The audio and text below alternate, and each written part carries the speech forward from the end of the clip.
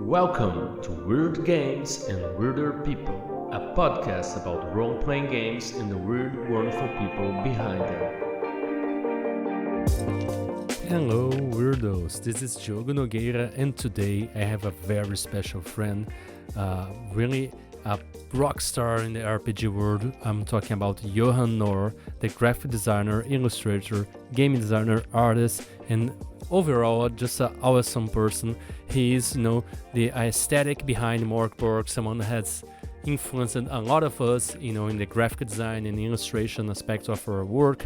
We talked about how he's doing art for the full-time job as the first time in his life, how he's changed his life, how he's approaching this new phase of his journey, how Mörk Borg has as a game, as a community, as a style, and how it has somehow took over his life and how he's dealing with that, how he's taking advantage of it, how we explored art as something that is the fringe of society, it's the fringe of creativity, and how it's authentic. We talked about punk rock, we talked about heavy metal, we talked about how it's healthy to keep how we have this healthy distrust for the mainstream, art and the mainstream, what is famous, how we like to explore something that's more unique, more personal, how we talked about his upcoming art book, we talked about the art journey, how he sees his work evolving from when he started making Mörk Borg.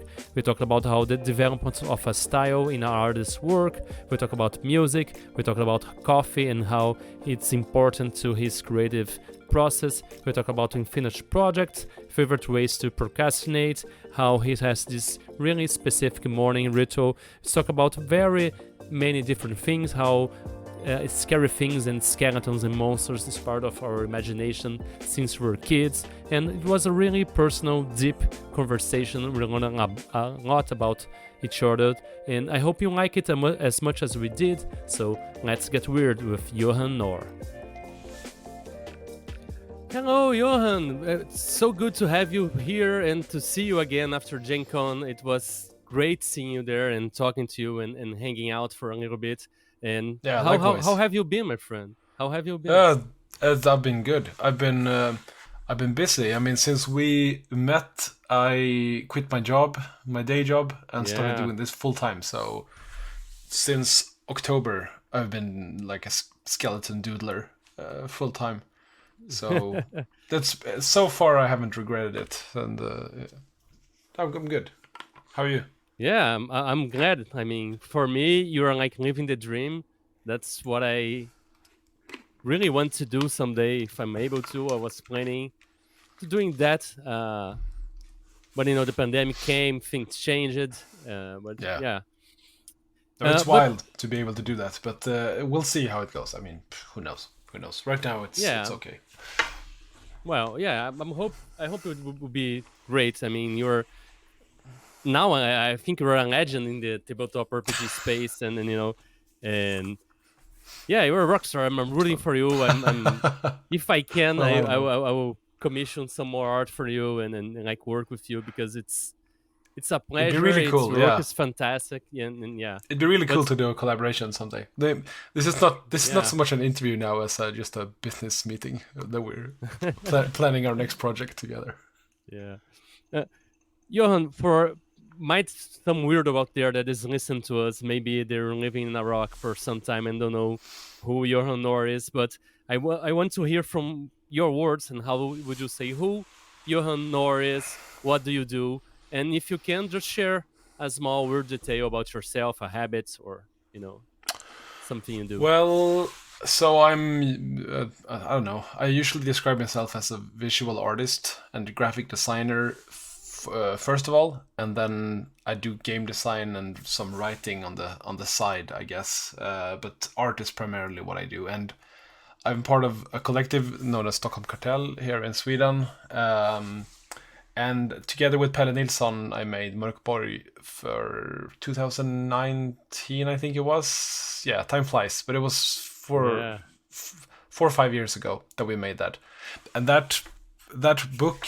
was never really meant to be as big as it is, and it has kind of taken over my life right now. So so I was saying I'm now doing this full time not just Mörk Borg, but other things as well, like freelance work for role-playing game stuff, and like any commission I can do in terms of like graphic design and art and whatever. So, and I live in a smaller town in Sweden.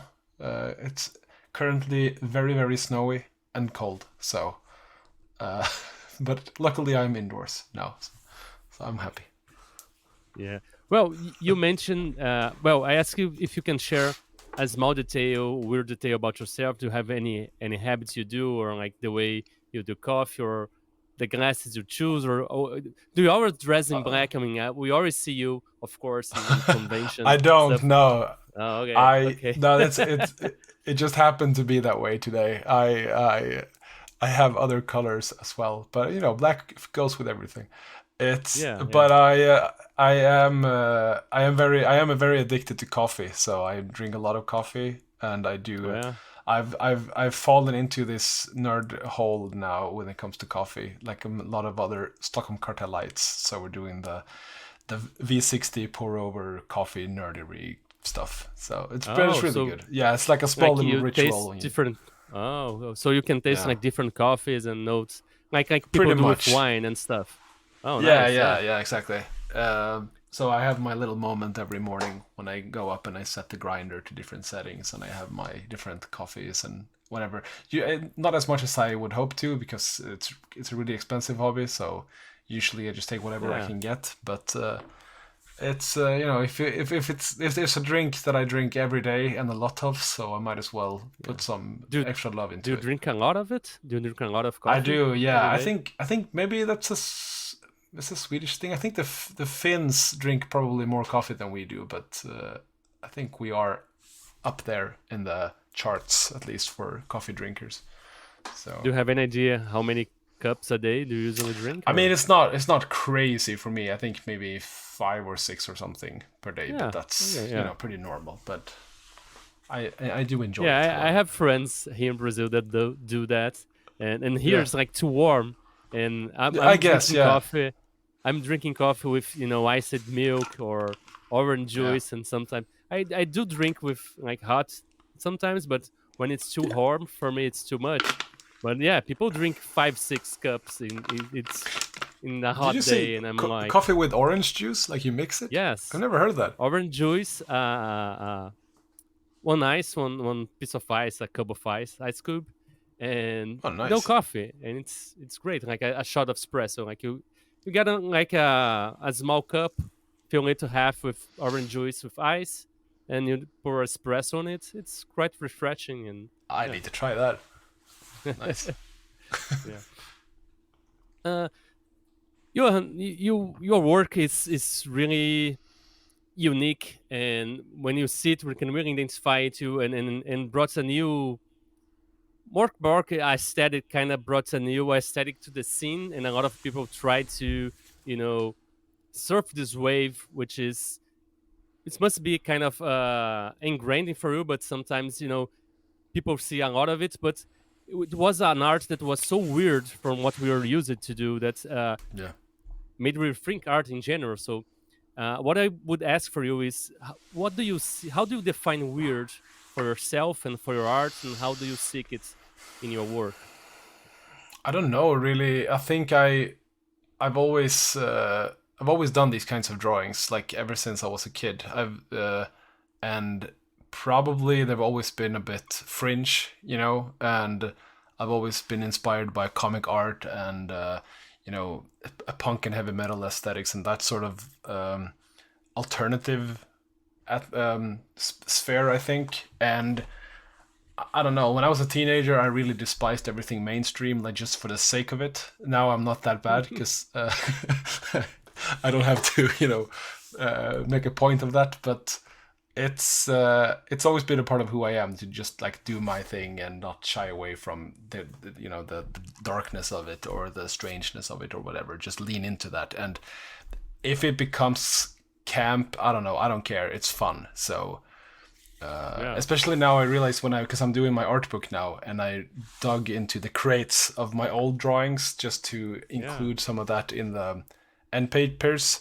And I noticed that my style has changed, but the motifs and the subject matters are pretty much the same as they've always been. Oh yeah. So it's like, I think this, the success, if you will, of Mörk Borg and everything has just been a way for me to further explore that and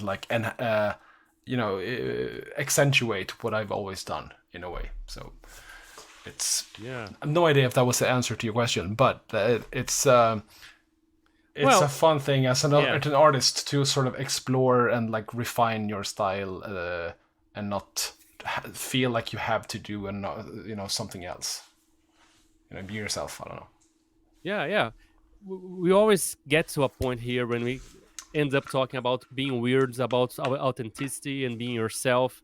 And the way you talked about you always did this kind of drawings, but your style changed and your themes kind of kept the same. You're exploring this, and I wanted to ask you two things: like how do you saw this evolution of style? How did it change over time? It was something that you did intentional. I have to make it more weird, or we were trying to copy someone. And another thing that I wanted to ask you, what are those themes that kept repeating on your work? And because that's something that I see myself too. Like you said, you always thought about this stuff, and I keep remember that I always thought about this macabre stuff when I was a kid too, and my kid does the same. He Since he was 6 years old, he talks about death and stuff like this, and sees skeletons. And I remember I did the same, and like when I was like tripping on mushrooms, and I see some macabre images, but that doesn't scares me because that's like part of me already. Like I go to like I was I had taken some mushrooms and I was in a sauna. It was all wood, and in the wood, like in the brains in the wood, I saw all these really strange undead faces, and for me it was like, that's my imagination. This is natural. This is I'm used to this. This is nothing new. Yeah. It was ever like this for you? Yeah. I mean, it's always been like my imagination has always been like I've always been a fan of monsters and that sort of thing. Like it's always been brutal and bloody, and but to the point where it becomes, I don't know, maybe I was a bit more edgelordy when I was younger, but now it's always with what's it called, tongue-in-cheek in a way, or it's so exaggerated, not always but usually, but I think the motifs have always been the same, and I've developed the styles technically, I think, mostly, and sort of identified what my style is, so that I know what to lean into and know what to accentuate and know what to explore more. But it's always been, monsters and skeletons and skulls and a lot of teeth and horns. And like sometimes when I draw, I feel like, I should maybe do something else. But then, why should I? Let's just do. Yeah, I can just keep drawing skulls and horns. Why not? Like, if I like it, that's pouring from your heart, from your artist's soul. That's what's come out. Yeah. But then I also really enjoy deviating completely from that and doing something completely different. And like, because I feel like even though skeletons and skulls and shit, like that's my comfort zone, and that's my, where I want to be.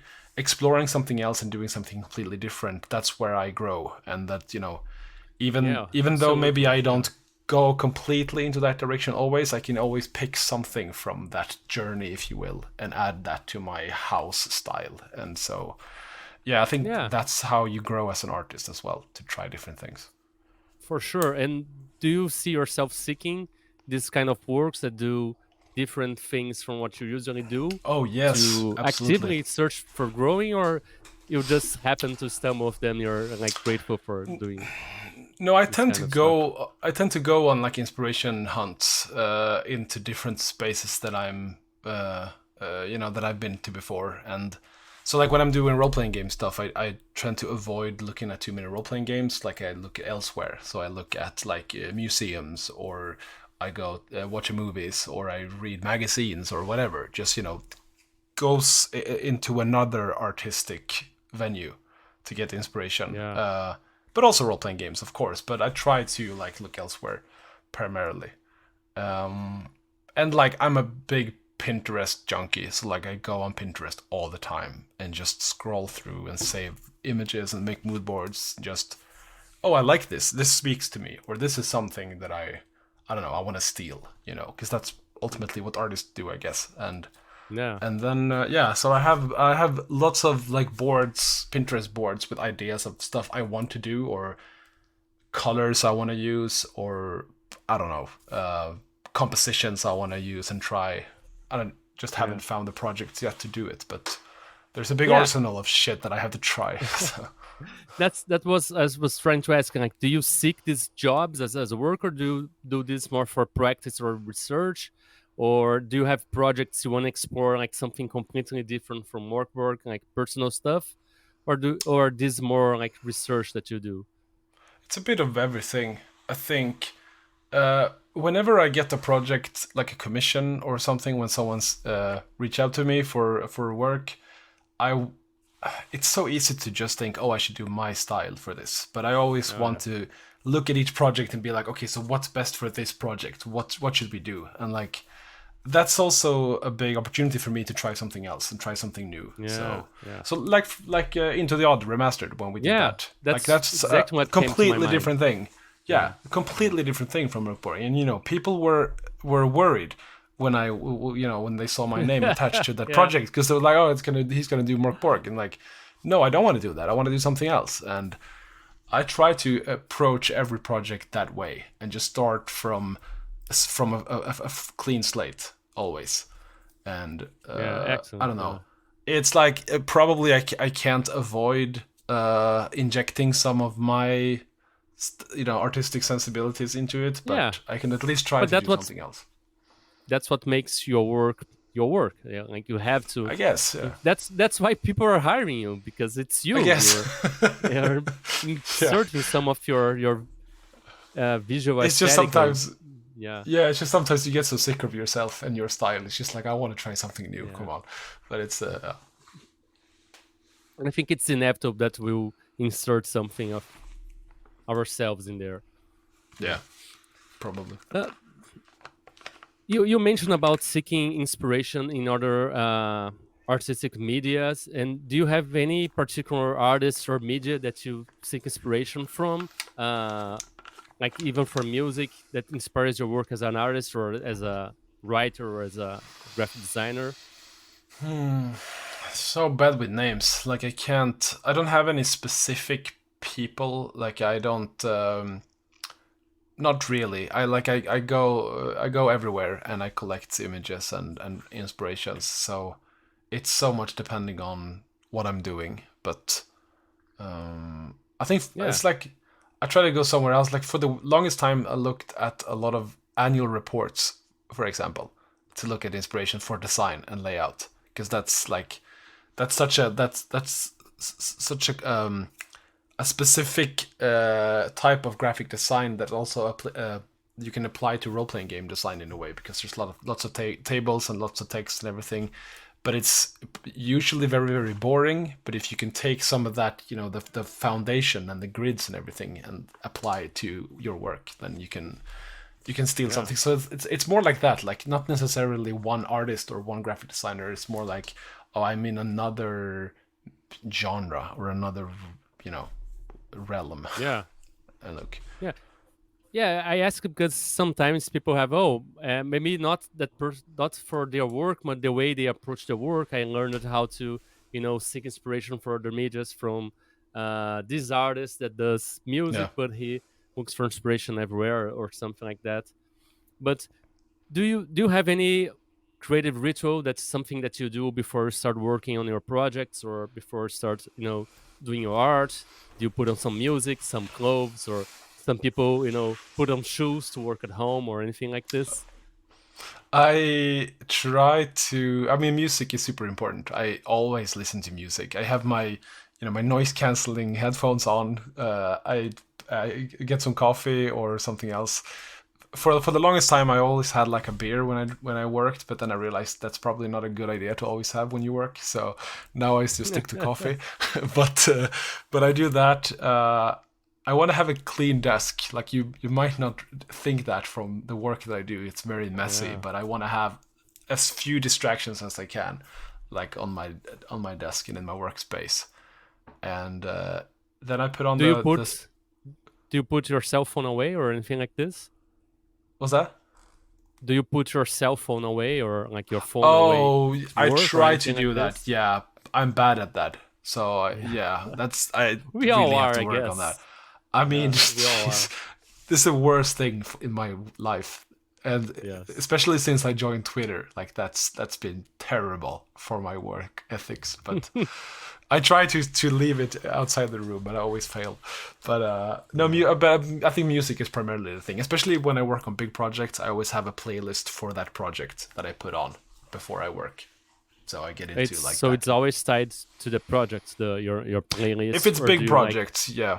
If it's like a big book or something, like I tend to want to have one thematic, soundtrack for that work. Not always, but yeah.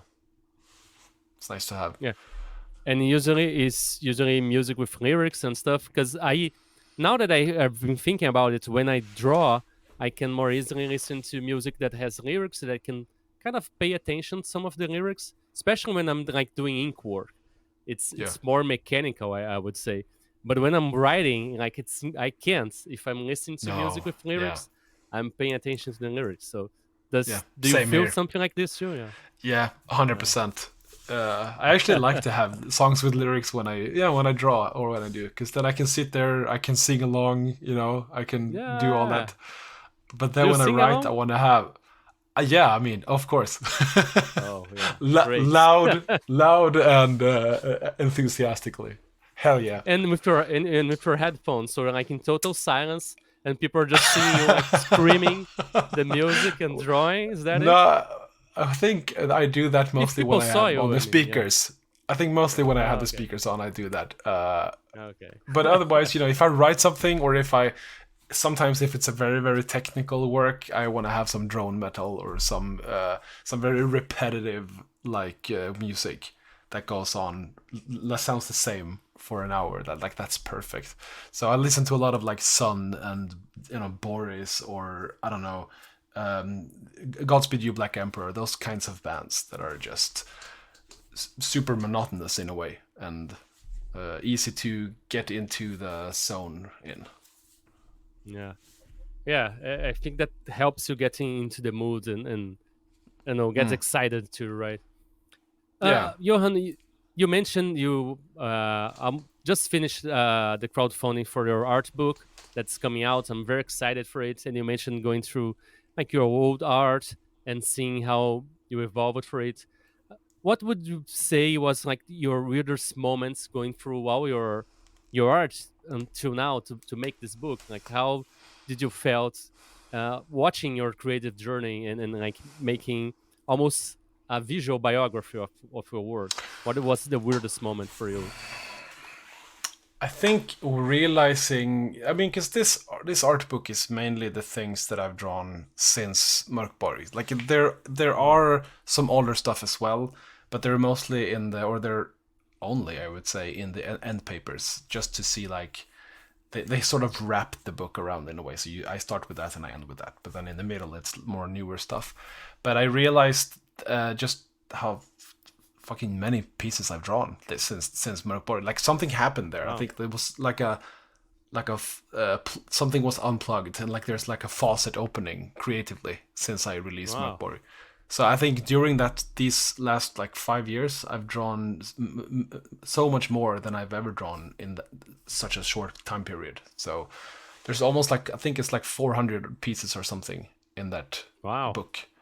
And it's like it was such an explosion for me doing Mörk Borg and like realizing that I can do this and like feel confident about it, and like I can, I sort of unlocked my own style, and I don't know, something definitely happened with the success and the how people liked Mörk Borg and like took it to heart and took it to them. Yeah.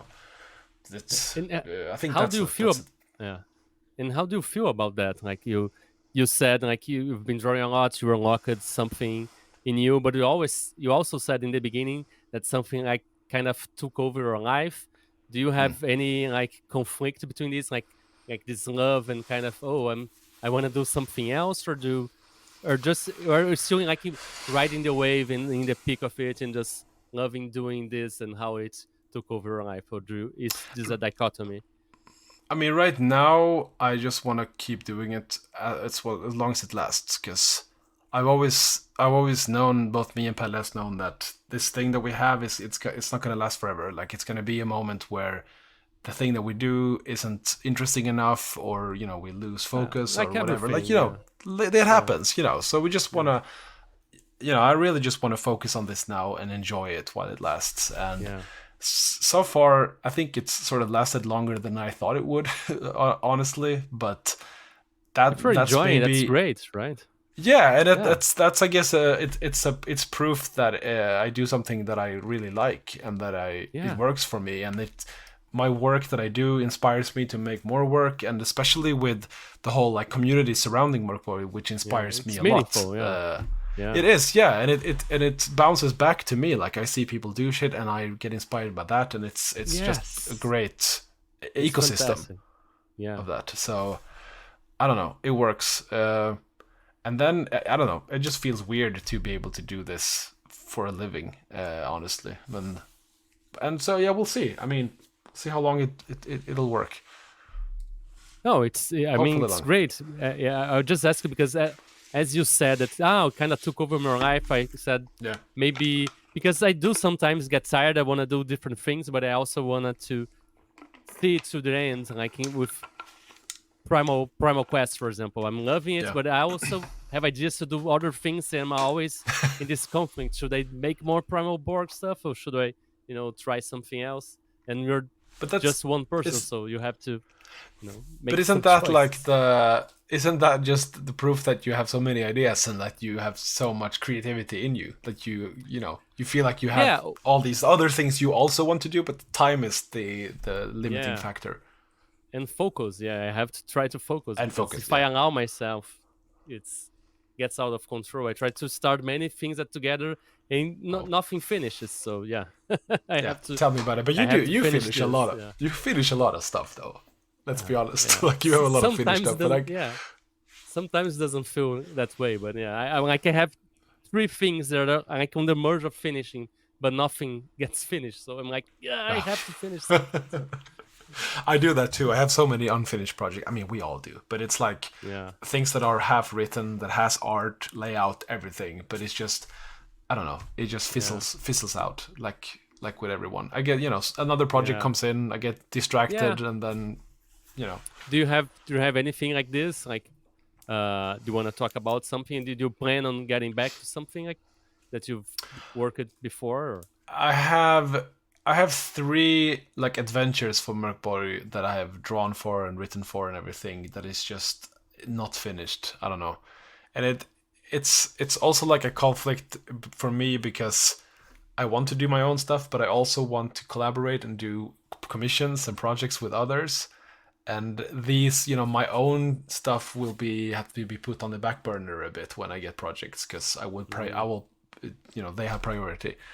So, and it's also like I have those as a fallback if I get low on work, like my workload is low sometime. Yeah. But it's just it's the struggle of staying focused on one project, as I think many creators know very well. Do you have problems like staying focused or with procrastination, or like do you have a set schedule that you sit down and work every day? How is your work routine? I tend to be very easily distracted and procrastinate. So when I started doing this full time, I actually set a schedule for myself every day, and like I planned out, so this week I'm going to work on these projects, and I am very thorough with my time tracking, which I never thought I would be, but I have this like this time tracker app that I use, zealously. So like every hour I track everything, and that's also because I want to know how long stuff takes to do. So like, because it's very hard to estimate like your rates otherwise if you don't know how long it'll take to lay out something. So then if I track it, I know how long it will take, and it's also like if I don't track something, then I'm not working. So it's like a little push for myself as well. Like, what am I working on now? Okay, nothing. Well, you should be working, and then that usually works. But so that's I think a good tip if anyone is procrastinating. So like start tracking your time, because that's that can work. Do you have any favorite methods of procrastination? Like when you I don't know. Like there's anything that usually consumes your time? Well, I go on Twitter, and then I realize I shouldn't be on Twitter, and then I go off Twitter, and then I go on YouTube, and then I do the same thing there, and I realize I shouldn't be there, and that takes longer because I don't know. It's such dumb things as well. It's like there's some video about a video game or something that I don't even play. It's like, it's bullshit. Like, why would I watch this? But then it's weird when you realize you're watching something like, what the hell I'm watching? What am I doing? Yeah, exactly. Why am I doing this? But lately I've been going into like tutorials, and that's, I think, slightly better because that's more work related. So that's nice. I've actually I got into, I can't remember the name of it, but it was some artist who does like great silhouette work, and then he like adds highlights and texture to it, and I actually learned quite a lot from those, and so that's I think that's a good way of procrastinating, something that can sharpen your skills. YouTube, you can find anything in there. Like my kid watched that, and I hate the stuff that he watches, just trash. But there's a lot of stuff. There's a lot of courses. Like I'm learning about editing audio for the podcast. I'm learning many other things, and you can find anything you want there. But it's hard because I know some people that get addicted and can only watch that. And then we're having this kind of discussion with my kid because he only wants to watch YouTube now. He doesn't watch anything else. And he's losing interest, and we're like, well, you have to regulate. You can't watch just YouTube because I think you get addicted. It's designed that way. Yeah. So they want you to get addicted. It's the same thing with Twitter. I mean, all these social media things. That's how they work. So you just have to, get out of there. But I mean, with kids, it's difficult as well. We hold you. He never watched YouTube until he was 8 years old, and now he's watching, and now it's the only thing he just wants to watch this. So it's hard.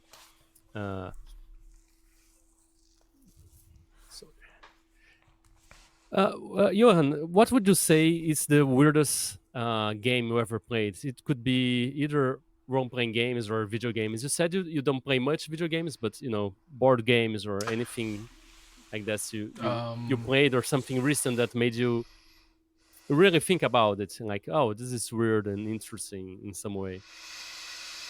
Let's see. Couldn't be a game session that was really interesting and weird too. I think when we played, this was some time ago, we played Skeletons, I think by Jason Morningstar, I believe. It's like a game where you play as it's a role-playing game. You play as skeletons guarding like a tomb or a dungeon or something. And then like these adventurers come in, and then after you defeat them, you stay idle for a long period of time, and exactly, and you turn off the lights and everything. And that was such a different game to what we usually play, and it was fun. It was like something that's way more I don't know, narrative, or like almost LARPy in a way, which I liked. I think it was like an eye opener to like, oh, you can play like this as well. That's cool. And that's, I read more games than I actually play. I mean, that's usually the case, but I always tend to gravitate towards these sort of stranger games, even though I might not necessarily want to play them, but I just enjoy reading them. And Skeleton Just is one great game. for anyone that doesn't know. It's like you play as skeletons like in the dungeon, and you play as ages pass, right? So first group of adventurers come in, and then you deal with them, and like ages pass, you see what changes in the dungeon, isn't something like that, Yeah. and then someone else And then comes. and then you like collaboratively talk about your past life, like before you became a skeleton, or at least we did. I'm not sure if that was part of the rules, but it was really nice. Like you world build it together. There was another game, I can't remember the name, but it's a game it's playable with like 0 players. It's like this planet, I think, with there's like a civilization on this planet, and the players, play as sort of like a spacefaring, astronauts. And when you arrive and you start playing this game, then you wipe out the civilization because you arrive with like bacteria and viruses that they can't handle. So it's like I think you set up a room with a game table and everything, and you close the door, and the game happens in there. And when you open the door, that's when the game ends, because you come in and kill them all by just being there. I can't remember what it was called, but it's such a fun idea. Yeah, it's like a game that you can't play. I love that. It weird shit like that. It's really cool. Yeah, you mentioned skeleton being more narrative. It's designed by Jason Morningstar? You said it? I think so. Let me just Google that.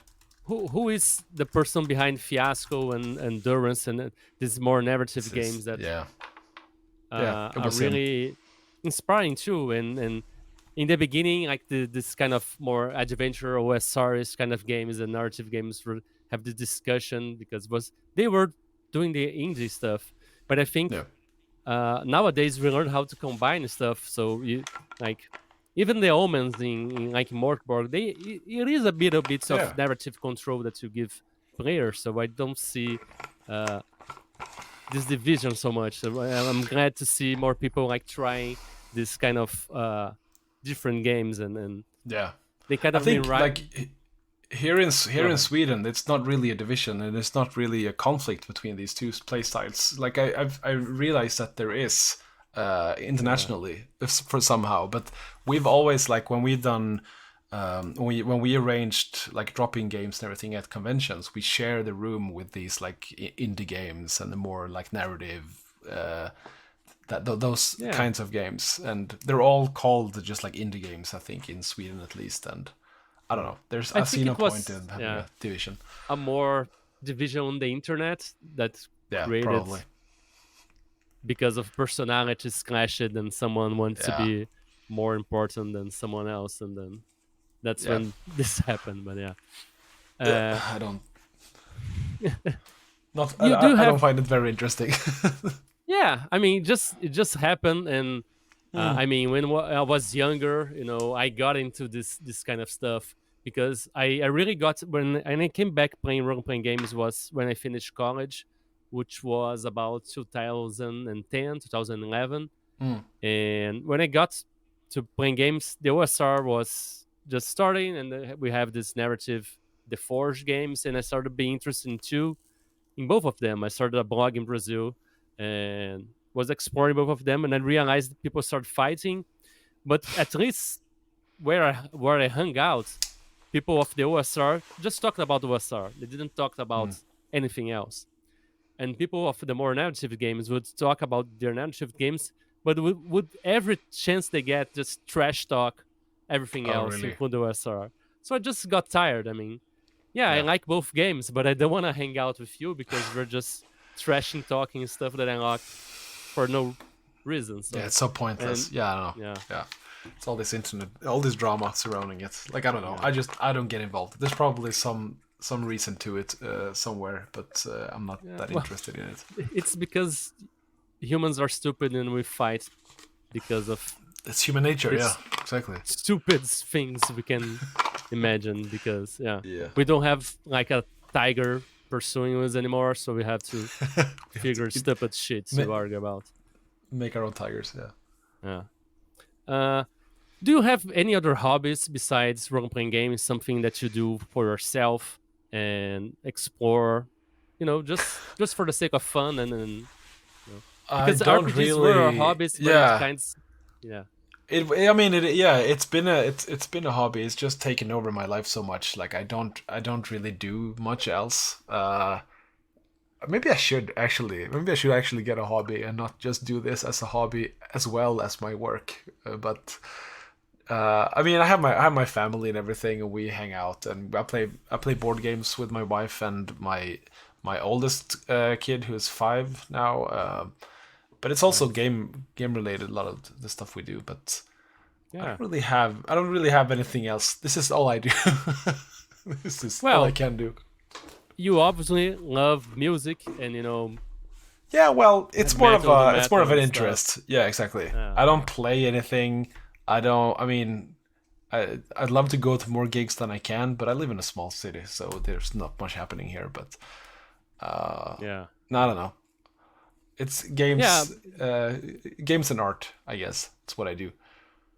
Yeah, sure. Yeah, I feel like that too, and at the same time, I feel like I should try thinking something else because I always have this impression that if I turn my hobbies into my job, I will enjoy them a little bit less because I'll have the Mm. worry of doing this kind of stuff. So that's what I asked. I thought maybe you played stuff because of music, so I always ask I because mean, I was actually also worried about that before I turned this into my job. Like, oh, will that mean that I don't have a hobby anymore? Like, I lose the passion of it. But then I realized I've been doing this as a job, like on the side, for so many years now, and I still love it. So it's that so far hasn't happened to me that I lost the passion for it. But that was a genuine concern that I had. And the reason why I didn't do this sooner, honestly, because I was afraid that it would like take something away from it. But yeah, I think now it's just like, oh, it's all that I have. It's just I'm diving headfirst into it and just doing that. yeah. And I ask it too because artists and creative people I usually have a wide range of interests, right? Like you're interested into music, and sometimes we like to explore and we like to try new things.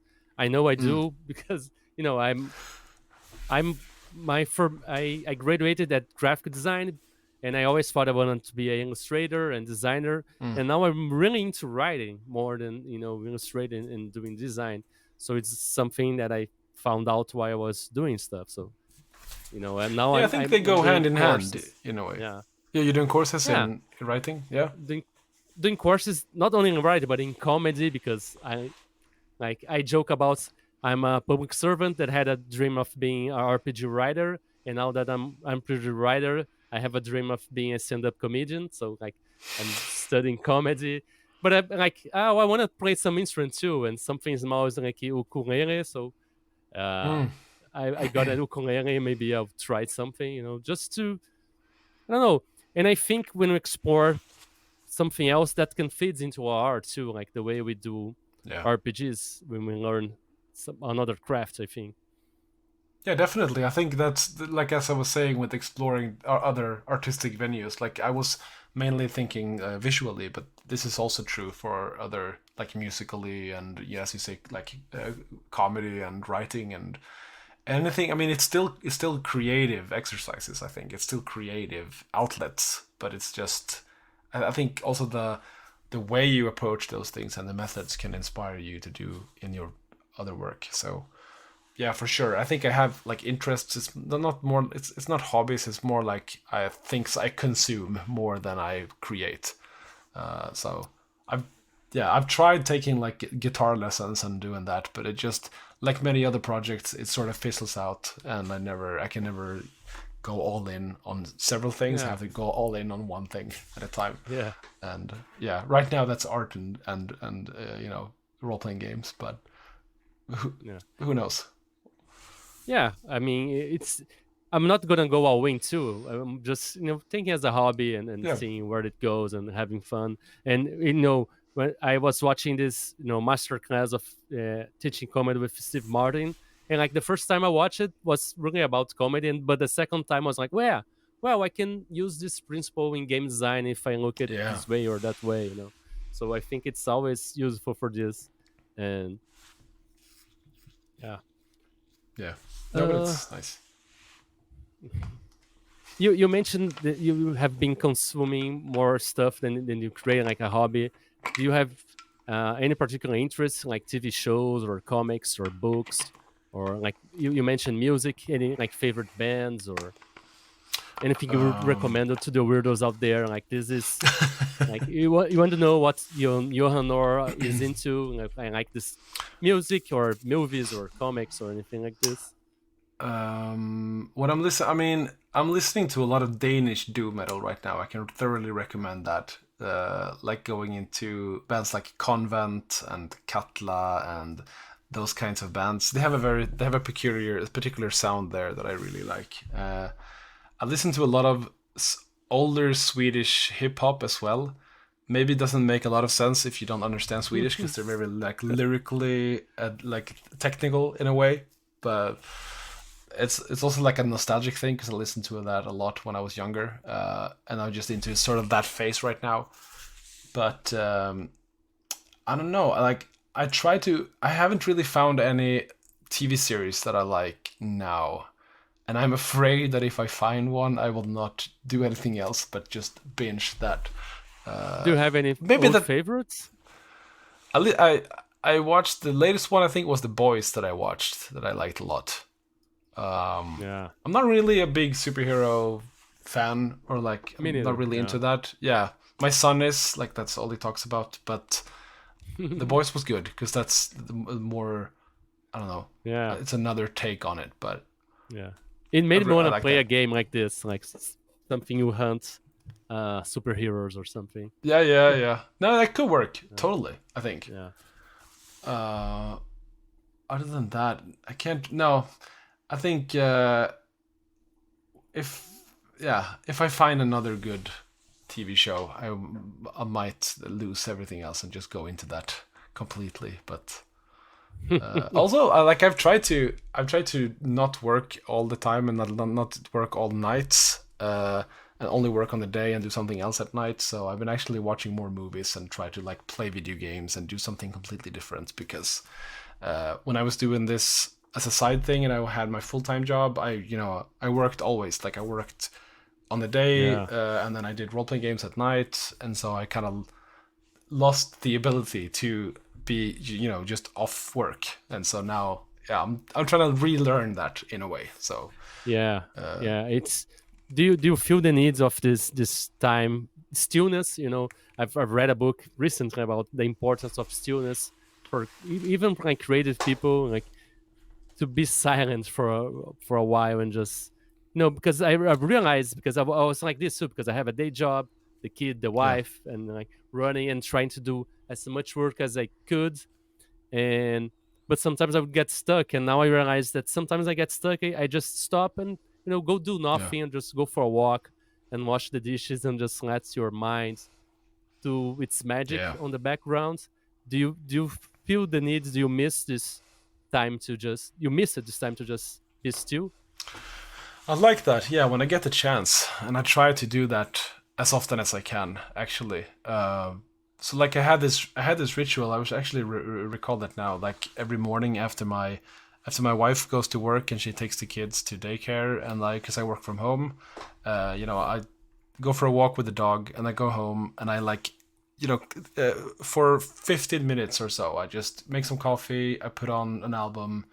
I walk around, pick up the trash that the kids put forward, last night, and just don't do any work for that period of time. Water the plants, do that stuff, Yeah, and then I go sit down and work. So I think that's to try to get those moments is good. yeah, To sort of like clean your head before you sort of focus on a task. it is. So I've heard that it's ideally you shouldn't pick your phone like in the first 30 minutes because the hormones it generates for yeah, checking stuff out. So I do something similar. Like I wake up usually before the kid and the wife, and I just go to the bathroom, drink some water, like a full glass of water, and read for about 15 to 20 minutes, and oh yeah, then do some coffee and then sit down to work or something. Yeah, that's and good. it kind of slows you down because uh, if you get up and just start working and you Yeah, like you set the mood for the rest of the day to be this high speeds. I have to do this. I have to do that. So I don't know. That's what I hate. I'm not a No, totally. scientist or a medic, No, but but I I can think totally see that. yeah, yeah, Yeah, it really. Yeah, you need to start your day like that so that you can like start focusing without already being stressed the moment you start working. So yeah. Johan, now I would like to ask more, personal questions, maybe about your experiences through life and stuff. And first of all, talking about 2023 and the past years, how weird has this year been for you? And like weird good, really bad, and I've like we met in Gen Con. I saw that you went to a convention recently in the United States again and stayed in New York for a while. And how has 23 treated you so far? We are in the end of it. Yeah. So we're in the end of it. Yeah, it's yeah. been a good year. It's been. I think. I think it's one of the more pivotal years for me because of me, taking the step to quit my job and all that stuff. But also, I don't know. I've been traveling a lot. Been to the States, as you mentioned, twice. We went to, I think, 10 conventions all in all this year. I wasn't at all of them, but like we had Stockholm Cartel people doing that, and we've had booths set up all around. It feels like we have a good momentum right now, and it's I think especially when we went to PAX Unplugged in early December, I think it was. Yeah, just seeing all the different booths that had Mörk Borg stuff products, that was kind of weird for me. Seeing the scene and the community, in real life, and seeing how I don't Widespread, yeah. yeah, it's spread. And it's like also like me and Pelle, we don't have to do anything. Like people are still doing Mörk Borg, like it's alive on its Yeah. own in a way. It's And fantastic. that's cool and good, and I'm just glad that it's a good thing. Like that it's not like shitheads doing it. Like it's actual good Yeah. people carrying it all, and so it's that's been a weird thing, I think, and all the plans that we have for the future. But yeah. Do you think you and Pio and the way Stockholm Cartel positioned itself, on the internet, on social media, on where they appear? Do you think that has an influence on the players that play their games or the creators that make stuff for Mörk Borg? That because, as you said, like it's not like dickheads like doing this kind of stuff. They're like, I think so. I mean, yeah, we've been pretty clear on where we stand, like politically and morally and whatever. So I think a lot of the people that we don't want to carry the name Mörk Borg, like they don't want anything to do with us, and that the feeling's mutual. So I think we've helped foster a sort of community with good people, and I'm very proud of that. Actually, I'm very very happy about that.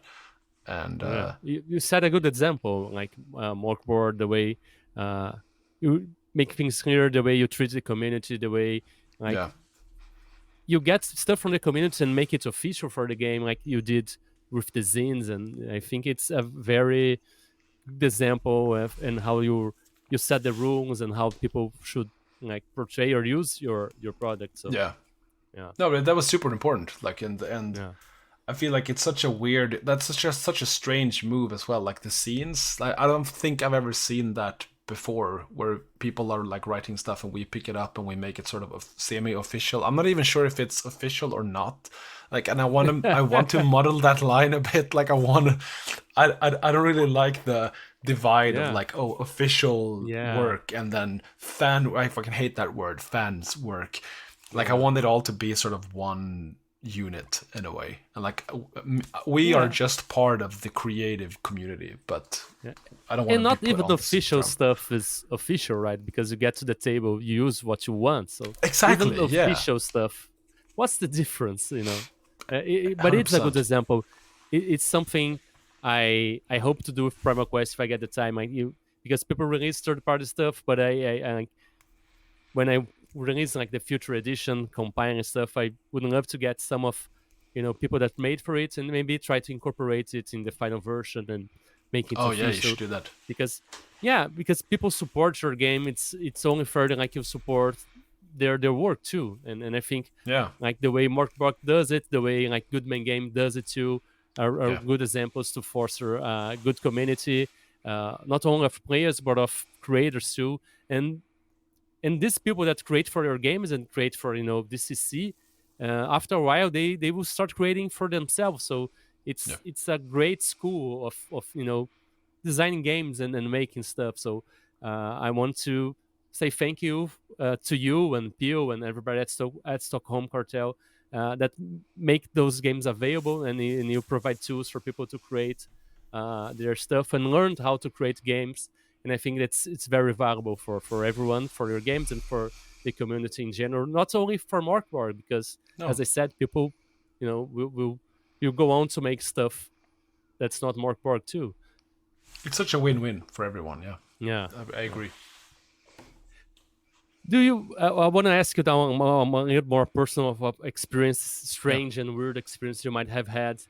Do you have ever gone through states of altered awareness, being through either meditation, hypnosis, lucid dreaming, or psychedelics, anything like this that helped you see reality in a new light and informed you in some way? Oh, that's a good question. No, not that I can recall now, or that I can share. But it's no, I don't think I have nothing here. Okay. But Sorry. do you have dreams sometimes? Do you remember those dreams? I particularly rarely remember my dreams, but don't? sometimes I Or do. Yeah. Rarely, almost never remember them. No, same here. Do you have dreams? Same here. I have a few dreams that I do remember from when I was a kid. And those I remember quite clearly. And but now when I wake up, I have nothing. Like I'm completely fucking blank. But I have one dream when I was a kid. I can't remember how old I was, but that was that's the one dream that I remember the most, I think. And it was a nightmare that is actually I think it's quite good, like inspiration. I should make something out of it. It was, so I'm upstairs in my room. I don't know, 7 years old or something. And I hear a noise. It's in the middle of the night. I wake up, I hear a noise from downstairs and I walk down. And then I see like flashing lights, like a siren almost, like a police car or something, blue, red, and everything. And I walk down, and as I walk down, I can feel this sort of sense of just dread, just primal dread. Like, I don't know, I can't describe it or put my finger on what it is, but it's just like the feeling of pure fear. And as I walk down, I see this. It's so stupid. Like, it's like a UFO. You're like a fucking flying saucer that comes into view. Like, that's the source. And I'm a kid, so this is super scary for me. Yeah. But that's the source of this fear. And as I see it, I get so scared that I scream my skull out of my mouth. It's fucking... Yeah, it's... And then I wake up. And, like, that's the dream that I just can't forget. Like, I always remember that one dream. And... Yeah, wow, it's impactful. Yeah, like the it is right out of your mouth. Yeah, you can't. And it's sort of like the skin's melting off, and fucking skull falls out. Like, it's so over the top, and you can see where my inspiration is for all the art that I make. This is my brain, man. Yeah, exactly. Yeah, but that's great. But no other dreams. Yeah. Yeah, I do sometimes now remember one dream every like 6 months that something really impactful happens, and then I write or something and try to remember it. But do you have like anything to keep notes of ideas? Because I don't dream, but sometimes I wake up with an idea and I have to write it down. It's not a dream, but something.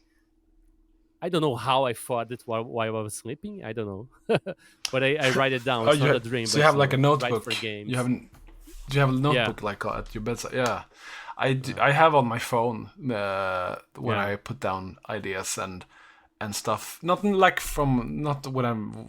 I'm dreaming, but if I get an idea or like an image in my head, I want to just write it down. Otherwise, I'll forget it. And I have so many strange notes in my phone.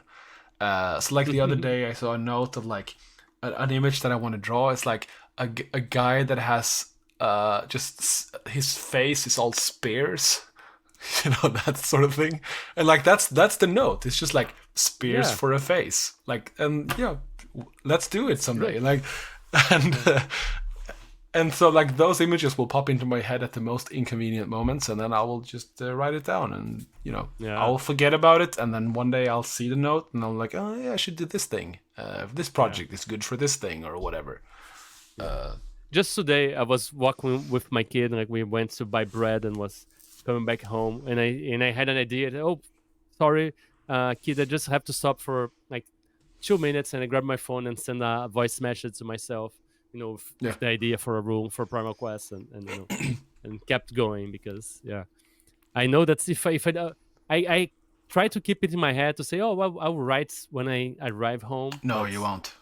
Yeah, no, it will go away. Yeah, I have to write it down. But I'm the same thing. I'm the same with everything. Like all the tasks that I have that I need to do, I have to put it down in my phone and I have to write it down. Otherwise, it doesn't exist. It goes away. Yeah, it goes away. Yeah, completely. And like. Yeah. Sometimes it feels like I have a to-do list of things I have to put in my to-do list. It's like, don't forget to put these in your to-do list when you get home. Yes, I feel the same way because I try to delay putting it on the to-do list because I have to add that on the to-do, but I don't, and then 2 weeks passes and say, oh, how is that thing? Oh yeah, I forgot to put. Yeah, exactly. Yeah, then I add that. Do you have any kind of religion or spirituality or even any kind of philosophy that helps you navigate life and difficulties you might have or stuff that happens?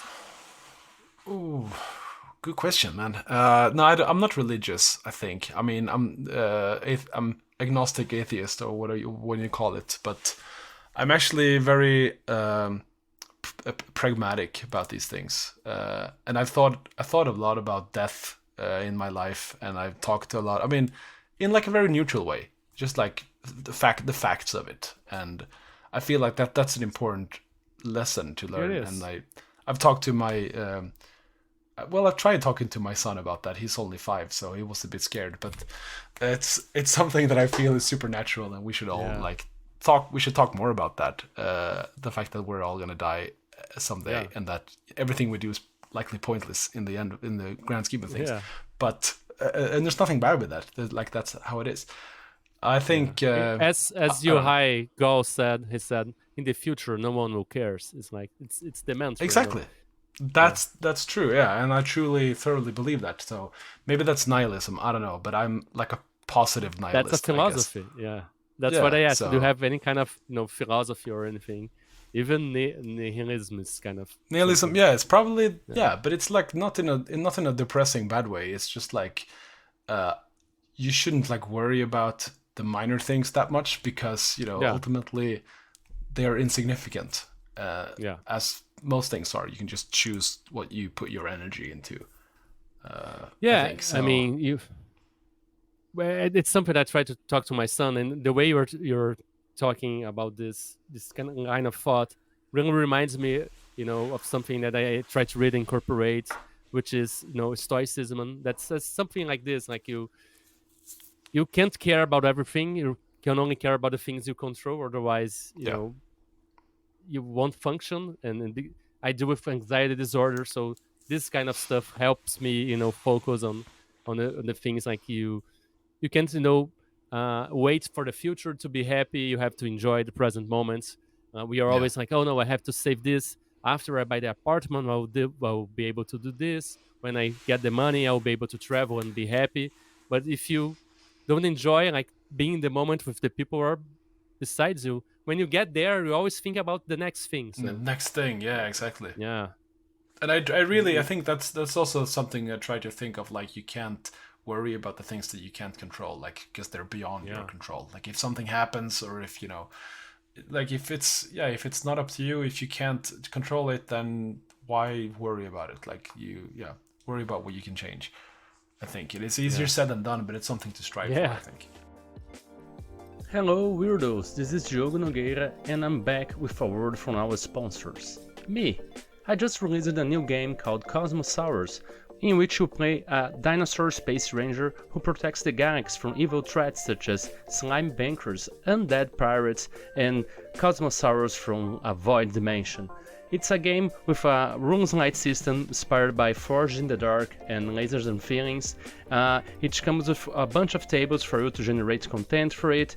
If you know my games, they're really easy to play and they have tools to help you improvise and play with low prep. It's an ideal game for one-shots, short campaigns, and introducing new people to the hobby, and it's a really perfect family game. I play with my kids all the time. It's a game inspired by Saturday morning cartoons. It's really well illustrated by Lucas Kowalski from Poland, and with a great layout by Guilherme Gontijo. It's a really fun game. You should check it out on DriveThruRPG, itch.io, or exclusively in print on exaltedfurner.com. I have many other games there, check them out. All the links are in the show notes, so click there. And let's get back to Weird with our chat. Yeah, but just having this idea when that you can recall when you're stressing about it and getting anxious and thinking about what will happen after this happen, will they think this, but when you recall, I can't stress about it because it's not under my control, and you kind of defloats and get back to you and being there and remember, like, your son will only be 5 or in my case 8 this year, so if I start worrying about everything and not be present there, like, we will lose this. So this kind of philosophies and thoughts and phrases kind of help me. That's why sometimes I ask, because you might have something like a line of wisdom that you can share as like your no, but said, I think like, no, in the future no one will cares, and that stuck with me, and that's why I talked it to you. So yeah.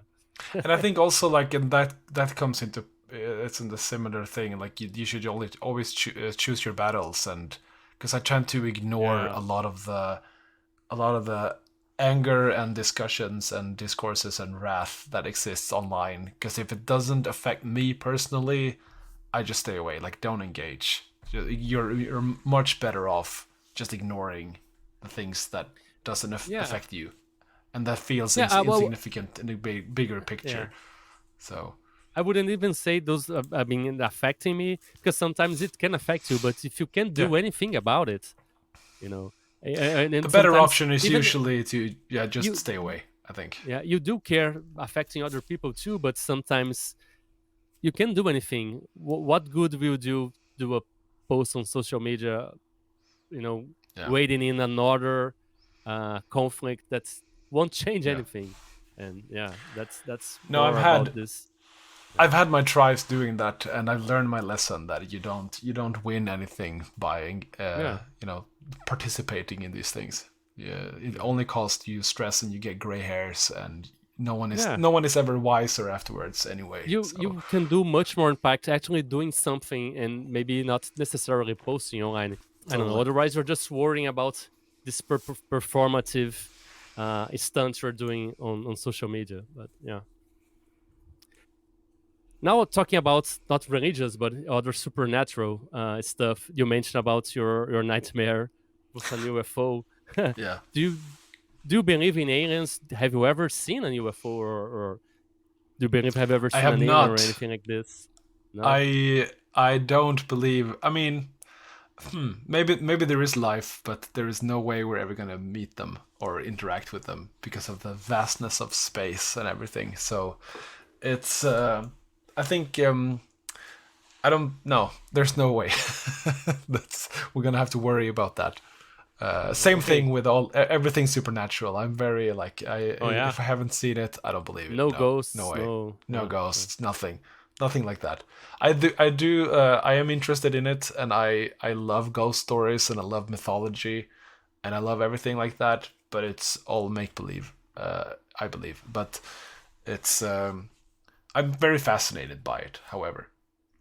And do you have any favorite stories or like myths, especially from Sweden? Do you have anything I mean, I grew Interesting up in story. so my the town where I grew up in, it's a very very small Swedish town with a silver mine in it, and it used to be pretty big in like the medieval ages because of the silver mine, and then it like fell out of fashion or they stopped digging for silver. But everything surrounding that silver mine, I think, is fascinating because there's so much.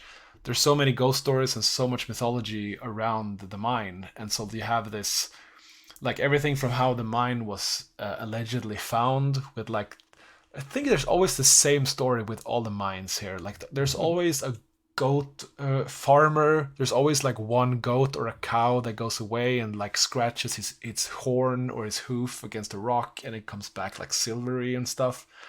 And you see, oh, there's a mine here, and then but there's also the story about there's like a ghost lady in the mine. There's always that. It's like a fey creature. So and like she wanders around in the tunnels down there, and she's very like you shouldn't swear in the mine. You shouldn't whisper. You have to knock 3 times on the wall before you enter, and they still do that when you go on tours into the mine. They still ask you to like don't whisper, don't swear.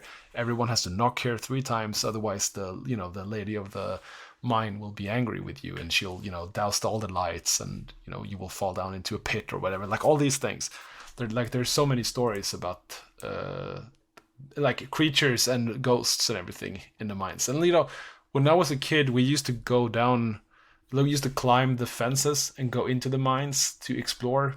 And even though you didn't really believe it, you still like in the back of your head, maybe I should just knock here 3 times, just to be on the safe side.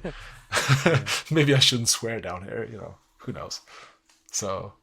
And did any of your like friends when you were kids said they saw something or were scared of something, ran away? Did anything like happen, or an adult played a prank on you when you were No, exploring they those should mines? have actually. No, we never experienced that. Although, looking back at it now, I kind of feel like if my kids were doing what we were doing, I'd be very scared and upset because like we were not experienced spelunkers going into these Yeah, caves, well, and they're yeah. they're like actual pits down there. Like you can fall to your death, and we didn't have anything. We just had a Yeah. flashlight, and That's what kids do. that's what kids do, I guess. Yeah, yeah, Yeah, yeah. yeah. I mean, I know I probably, like as you said, I'm should be really worried that my kid will do something like this. But I mean, if he's anything like me, he Yeah. will do something like this. I was a Yeah. super calm kid. I was super shy and stayed at home. My parents would call me a hermit, but I did stupid things. Yeah. It's what kids do. Uh, Yeah, we did a lot yeah, of urban exploring when we were kids. Because you come from a small city, there's not much to do, so you have to explore all the corners of your little town, and you have these abandoned like industrial places and the abandoned factories, and of course you break in there and you climb up the stairs and you see a tall tower in like an industrial place. You have to go on top there just to see what's there, and wow, yeah. just luckily no It's one ever fell, but yeah. We did that yeah, things. it's a place to explore and be a kid and be free and kind Yeah. of have this experience that we have in the game. I grew up in a big city, so we don't have as much of this kind of things, No. abandoned place. We kind of have one here there, but you said like industrial places. Yeah, we didn't have that. That's gonna be interesting. Especially It like was we grew up in an age that parents weren't around so much, right? no, So we exactly. probably had a lot more freedom to do this. But we didn't have anything else. Like that's all we had. So we only had like Yeah, abandoned places. But and we were all playing role play games, so we were all like imagining that like this is our yeah. PCs doing these things, and because we played these post-apocalyptic games, it's big in Sweden, the Mutant, and so this was like very inspirational for us to go into these environments for real as well. You mentioned the RPGs in Sweden.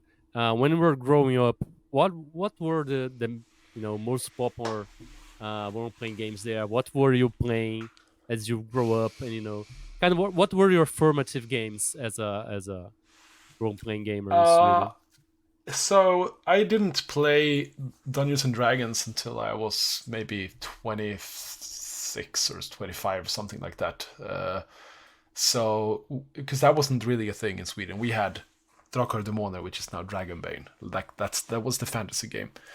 But the first one that I played was Mutant, and that's I think the one that I've played the most. So Mutant is a post-apocalyptic game with you have humans and mutants, robots, and anthropomorphic animals for some reason. So It's you like, have like Mutant Year Zero, or like the Mutant Year previous Zero version? is it's an older version of that. So Mutant Year Zero is like Free League made a new version of it, but very similar. And so we played that. We played a lot of Cult as well. Cult was the big thing. Call of Cthulhu, and a lot of just free form. Make rules up, and or not have a rule system at all. With just common sense and like, oh, this happens, then this happens, and there was no rule set. So that's I think a lot of the times what we played, we just had an idea for a scenario, or like, oh, I want to play Silent Hill scenario. There's no rules for that, but we don't need rules. We just talk through it or make something up. So Oh, I it's have like I have a lot, yeah. Free kicks per revolution before. Pretty we were much, talking yeah. That about. was a big thing, I think, in Sweden, or at least in our like friend group, that we did like these free form scenarios. So I think that's, well, Mutant, Cult, and probably no rules at all. It's probably the things that I played the most growing up. Nice. Yeah, I remember doing something like this, but we always like use a game as a base, but we always like extrapolate and like for a piece of paper and like made our own thing, and we played Sensei, Dragon Ball, and all this kind of games with what we had, which was AD&D or GURPS or Vampire, or we would make it work with what we have, and I think That's so it's nice. kind I of mean, good. Yeah, yeah, it's kind that's of good. also like thing that I miss, kind of. You don't have that many games. You just like, you take what you have and you change it to what you need, what you want, and it works. It always works. Yeah, I mean, you learn. Of course, the first times we did this, the games would probably suck in a way. But I Yeah. mean, like it's try and error, right? You learn as you do it. You say, oh, this doesn't work, so I'll try something different next time.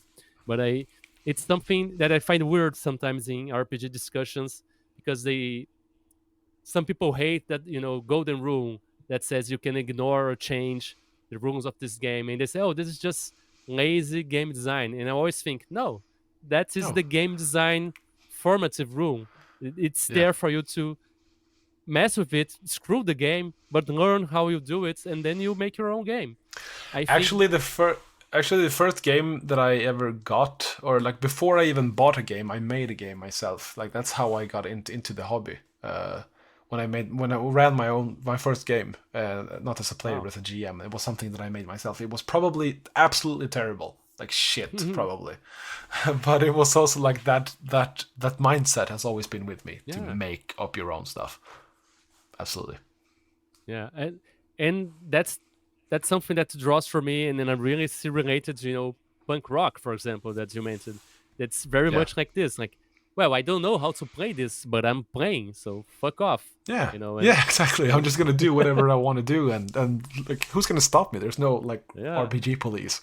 Exactly. Yeah, especially now, with self-publishing, you can do PDFs, you can get free software.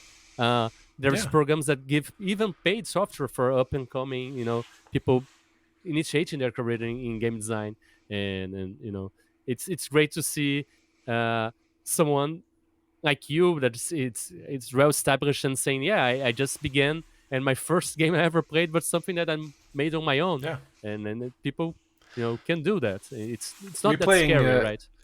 No, it's not. And I mean, I'm playing now with my son, who's 5, and we just make up rules as we go. Oh, yeah. It's like, oh, you want to do this? Well, just roll a die. And like, I realized that you don't really need a rule system if you want to play. Like, I mean, of course, if you want to play something more crunchy and more tactical, probably you need that. But if you just want to tell a story together, then you just make something up. Like, that's the rules, I believe, are so secondary to what's going on in the in the game.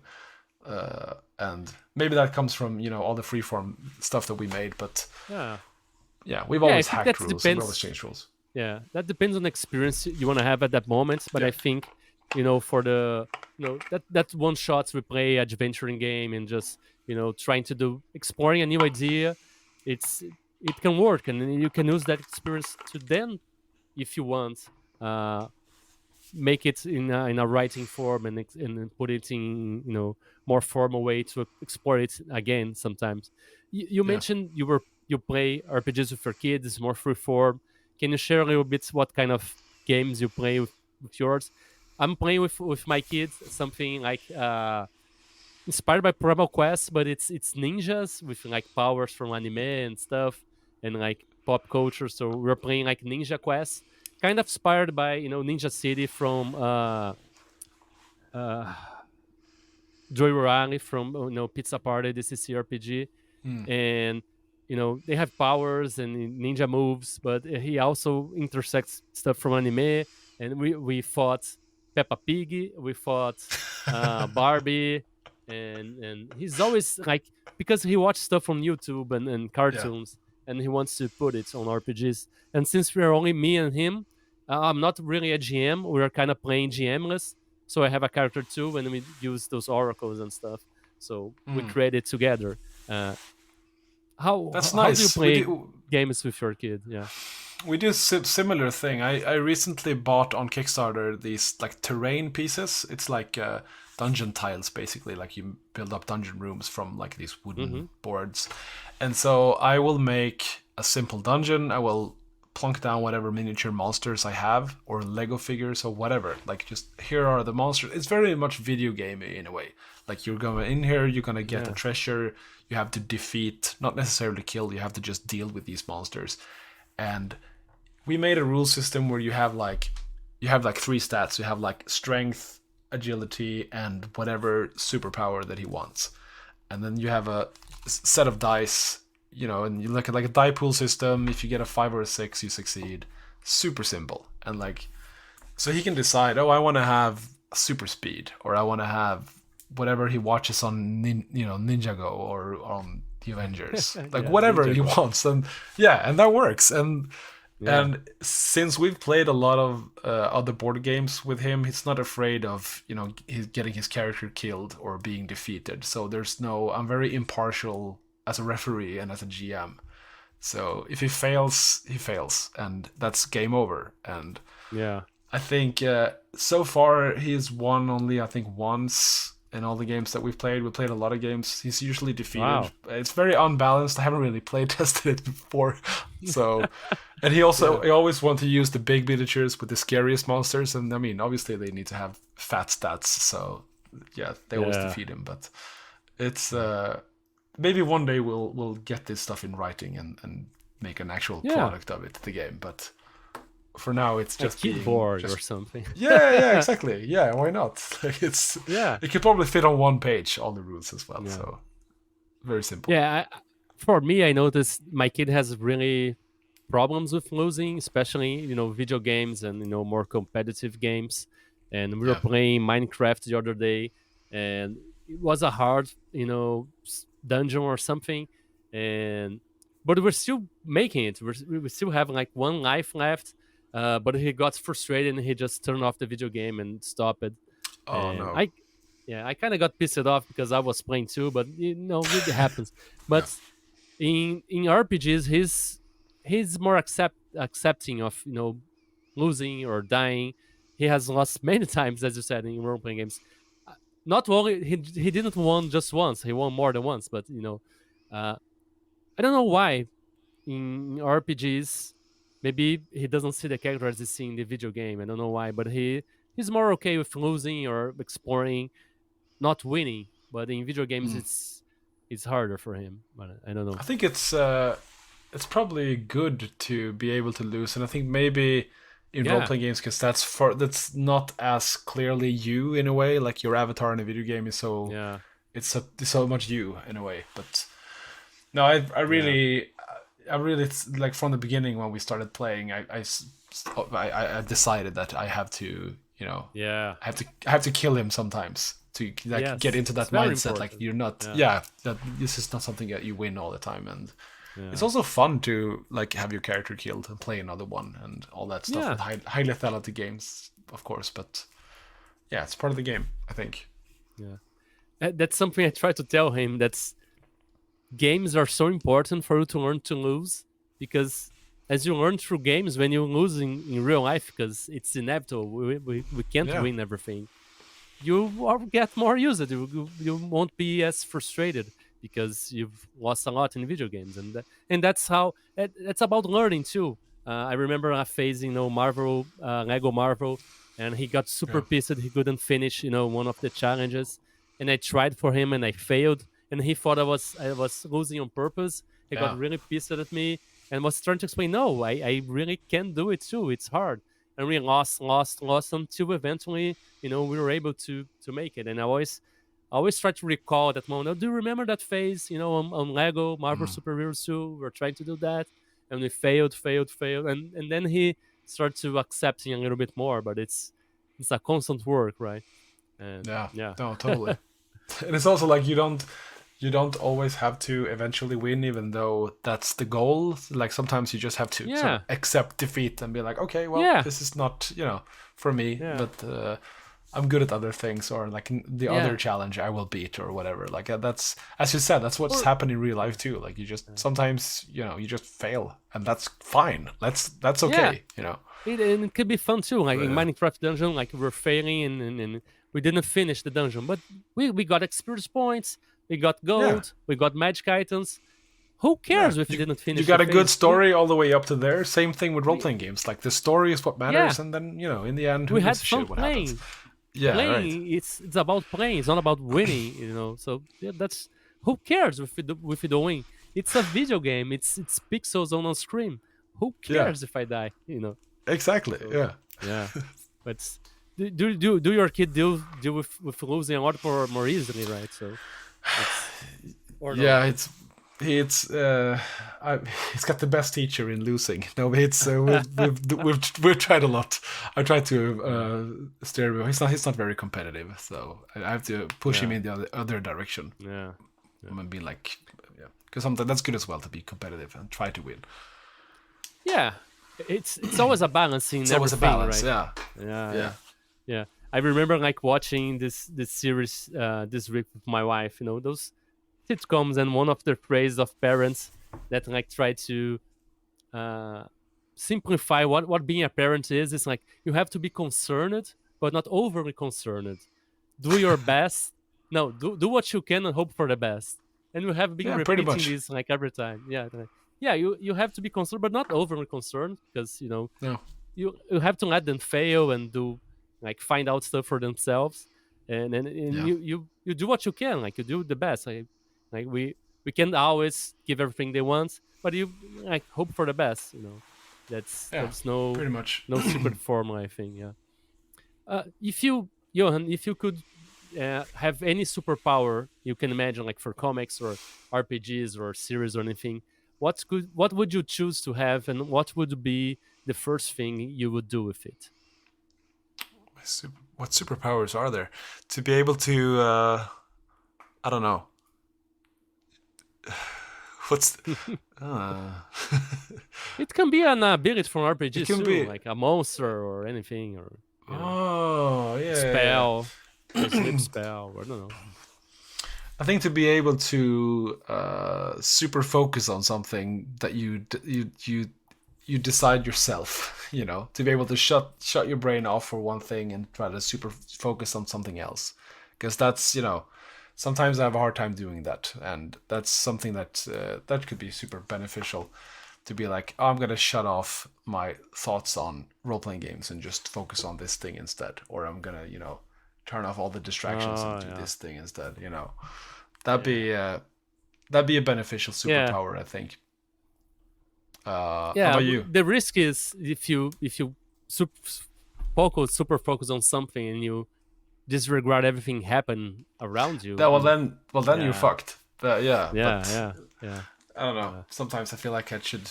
That could be good for me, but yeah. But how about you? As we're saying, like, but I relate to it because I have autism, and I'm pretty sure one of my hyper focus are role playing games, are is doing this podcast, is doing my games, and sometimes I see myself outside of the place that should be focused on it, but still thinking about it.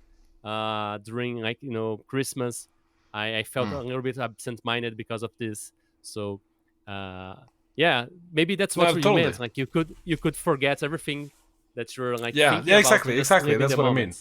Just Yeah, like decide exactly what you need to focus on, because I'm yeah, exactly the same. Like as I mentioned earlier, like this is taking over my life. This is all that I do now, and it would be nice yeah, to just do something else as well.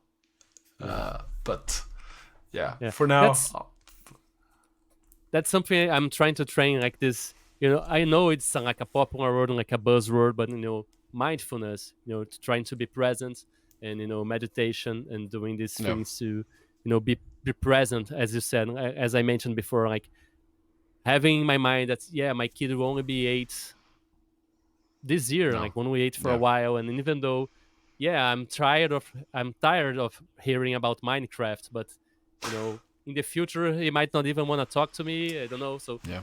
let's enjoy Minecraft while I can, right? So uh, Yeah, I've been those are trying to like do that as well. Like go into my kids' hobbies and really, like, even though I'm not do you have maybe anything that he that loves interested. and you don't? I mean, superheroes for one thing is something that I've Yeah, come to learn a lot about through my son, and then my daughter is still a bit. She's only 2, so she's still a bit too young to have actual yeah, hobbies and interests. Uh, but yeah, he's really into superheroes, and now like Ben 10, which is something that I have known nothing oh yeah. about, like absolutely My nothing. I kid have is no chill. Yeah, relation. Yeah, I have yeah, no relation to it at all. But really trying to learn, and I'm trying to like learn all the different yeah, characters and get into that thing. yeah. For Maybe me, there's it's something good as it's well. yeah. For me, it's Minecraft in the sense that my kids loves it to play, Mm, especially in creative modes, and yeah. like doing some things that people do on YouTube, like to try to troll each other and kill each other. And I want to try the survival mode. It's Yeah. kind of RPG because you have to, Hmm. get resources and build stuff and survive. But he It's very doesn't want to brutal try as well, that. unforgiving. Yeah. It is. I haven't played because he Yeah. doesn't want to play, survival stuff. So I actually and played like Minecraft when that first came. I think it was very early on, like it was still alpha or something when we started playing that ages ago, and that was yeah, only survival mode by then. And it was actually like I kind of liked it. Like now it's something yeah, completely different, but it like is. back then, uh, yeah, now we really like that. And when my son wanted to start playing Minecraft, I also did the same thing like you did. Oh, we should do survival mode. We should fight zombies and gather Yeah, resources and everything. But it's a hard sell because it's very yeah, like, yeah. or you can have this full freedom mode where you can buy, Yeah, and do fly everything and and gets fly and there's no danger and like, but also you can play this sort of hardcore mode with monsters and everything. yeah, So yeah, but we're getting there. Like when we play together, we do survival mode, and so we can help out yeah. with the monsters. But no, What I do here with him, he likes to do construction battles. So let's build a tower and build something like this. oh, You mentioned that's good. superpower. I you asked me what I would choose. I Yeah, always fluctuate between, I don't know, flying or teleportation, almost because of the same reasons most of people here say that, oh, I can fly to see my friends and go to conventions and stuff. Uh, but I don't know, invisibility is always nice too because I love watching and learning and seeing things without being noticed. mm, Uh, just observing and learning and I don't yeah. know. I'm shy No, I too. I think don't know. I want to hide something. Invisibility is very, I don't know, secure. No, yeah. no one will No, I bother. I feel don't you. know. Yeah. I mean, flying would be nice as well. A bit scary, but why not?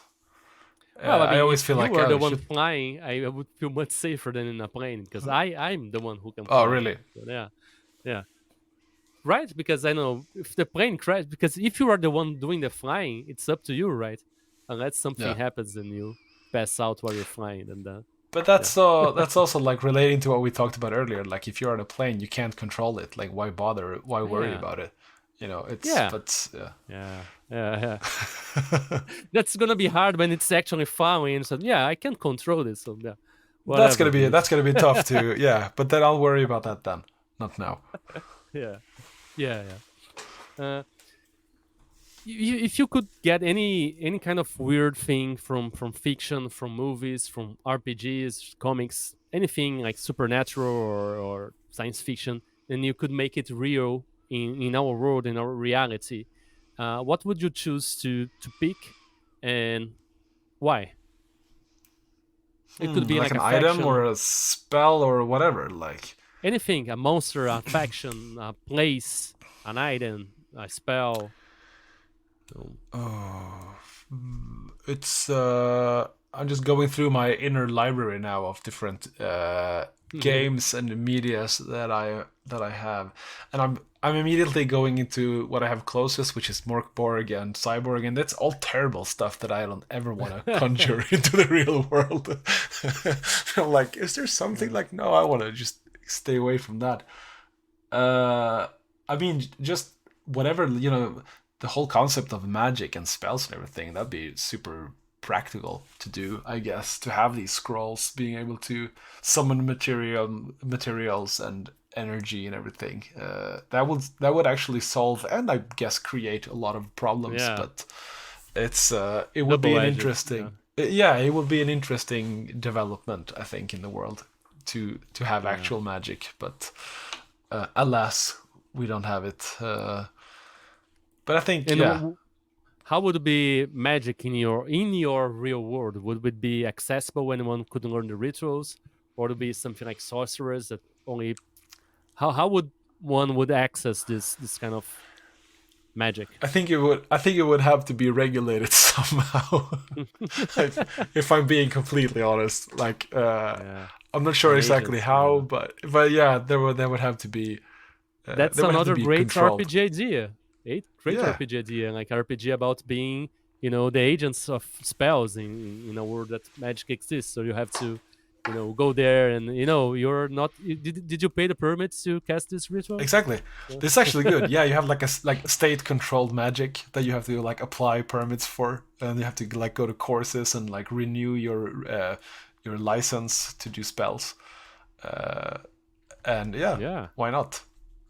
I like that. Yeah. Yeah, I'm taking this as a note. Like, maybe do that. We can make a game. For sure. Finally, Johan, this is like the last question I have here prepared. Do you remember the last time you felt really happy and grateful for being here and being alive? And if you do, could you share it with us? How was it?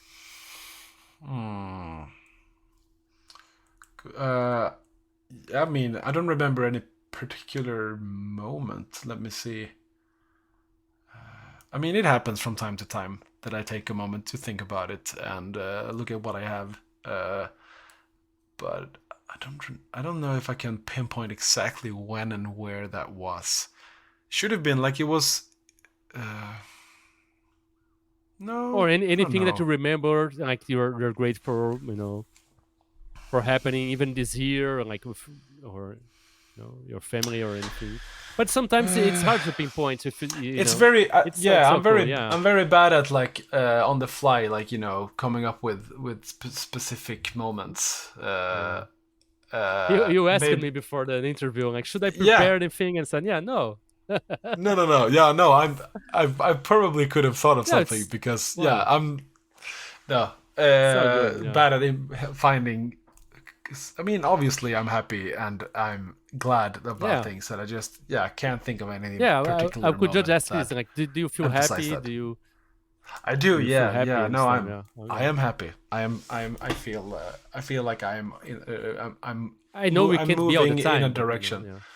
No. But right now, in general, I believe that I feel like I have a good momentum and I have a good movement, and it's I'm glad. I want to continue exploring this thing that I'm doing. So I'm pretty satisfied with it. Yeah, I'm pretty sure we are very happy that you're exploring this field and you took this dive, and you're probably gonna have more time to make even more amazing things. So I'm excited to see. I'm excited for the art book that's coming. And Johan, do you have any last messages to give the weirdos out there that are listening to this? do your own thing. I mean, make your own games and break all the rules, and just do it now. Yeah, don't wait. You just start now. Thank you. Start with what you have, and make it. Yeah. Make something that you would make, and not someone else. Right? Yeah, don't worry about quality. Like, do that later. Just do something. Yeah, and stay away from AI art. Yeah, you can get better as you do more. You don't have to worry so much about doing something perfect now. I love this saying that the real difference is not between bad art and good art.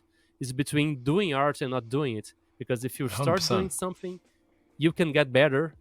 But if you never start because you're not good enough or anything like this, you will never be able to get better and improve. And I know I've been doing this just for a while. I started in 2016, but I clearly see how my work evolved and got better. And I know, like, as you've gone through your work, have you seen how, even from when you started Mörk Borg, how you've done more and more and grew as an artist? Oh, absolutely. I mean, I've seen, if I look at the earliest art pieces that I've done to what I do now, like, I've developed so much. And I've gained so much more control of my work, and like 100%. Yeah. And I think the key is just do stuff, like just draw or just create, just write. And if you do that a little bit every day, then you'll hone your skills and eventually suck less than you did starting. Yeah, that's it. Just suck less and do, and put your ass where your heart wants to be, like the book said, and just make your art and try to fulfill what you want to do. Like, if you really want to do this, you have to sit down and just do and finish and get to the next one. And Johan, thank you so much for being here and for talking to me and for sharing your wisdom and a little bit of your journey. And could you take us out saying the catchphrase of the show? Keep it weird, everybody. Yeah, of course. So keep it weird, everybody. Thank you for listening to Weird Games and Weirder People. If you'd like to keep up with the show, please subscribe to be notified when we release new episodes. If you'd like to support us, please leave a review or head on to co-fi.com/WGNWP. See you next time, and remember, weird is the new wonderful.